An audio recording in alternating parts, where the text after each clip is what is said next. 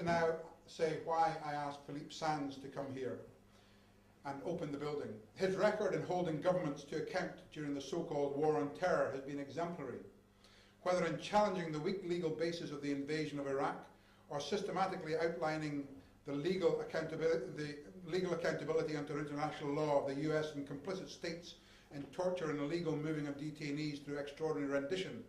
He has served international law in the most difficult of circumstances.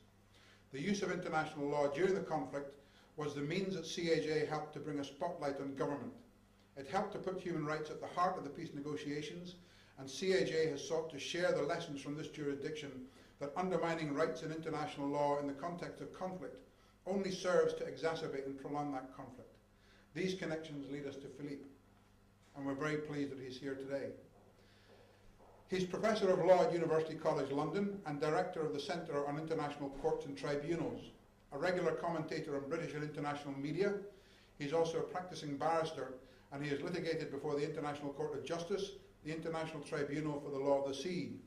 His recent books include Torture Team, Cruelty, Deception and the Compromise of Law, also Lawless World, America and the Making and Breaking of Global Rules, and From Nuremberg to The Hague, The Future of International Criminal Justice. Very pleased to welcome Philippe Sands to open this building.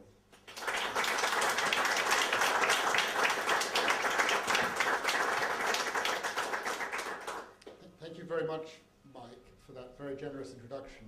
I am truly pleased to be here. When the invitation came a few weeks ago, it was unexpected, but one that I accepted immediately because of my huge admiration for the work that the Committee, the Administration of Justice, has done over the years, and for the inspiration that it has provided to me and to countless other people around the United Kingdom and in Europe and around the world. And I'm going to say a bit more about that and give you a few examples of why your local little organisation actually has a voice that reaches incredibly far and wide around the world. It's extremely nice to be here. It's nice to be here to do such a nice thing as be associated with the opening of this extraordinary building that will, and space that will allow the CAJ to grow over the next 30, 60, 90 years into the future and build on its extraordinary accomplishments. It's very nice for another reason that was an unexpected reason.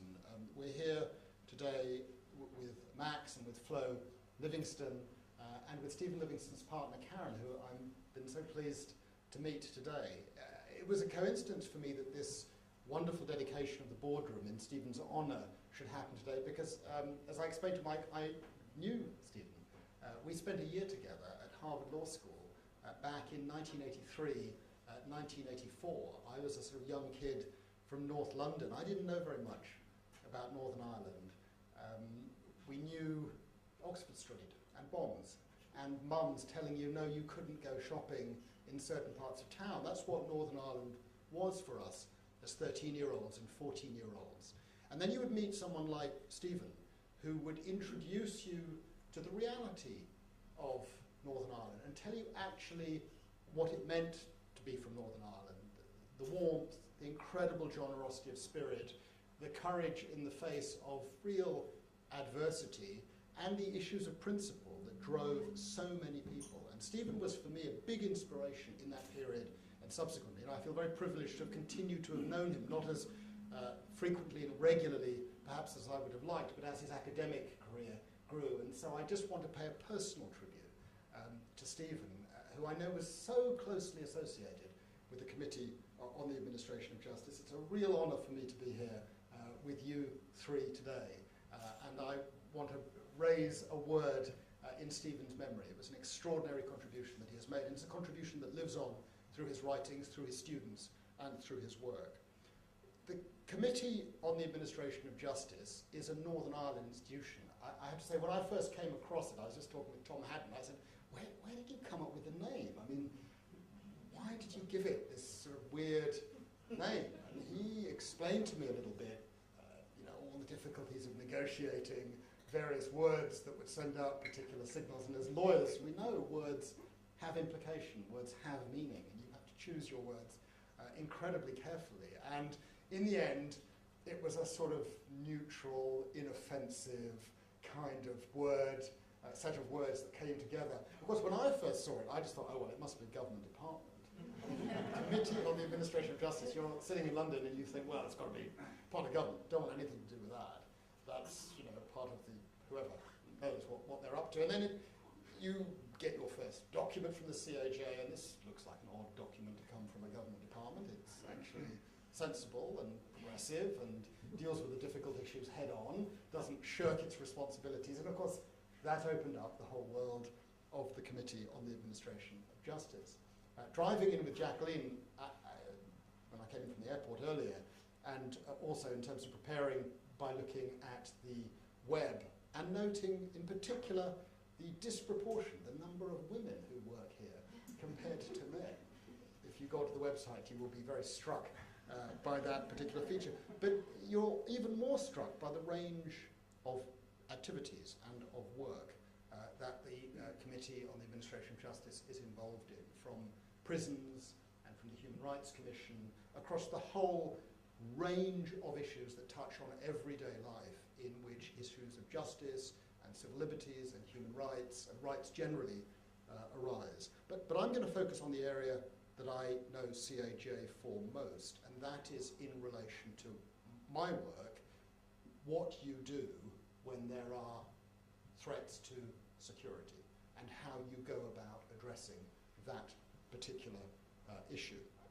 And the Committee on the Administration of Justice was founded in the context of that very issue, and it has far more experience than I have on it. Over the years, it's fought cases, put out publications, contributed an enormous body of literature and thought and ideas that are available. I rely on a lot of that material. Coming over on the plane, I just drew from my library one document from the Committee on Administration of Justice that I've used a lot in the last couple of years. It's called War on Terror, Lessons from Northern Ireland.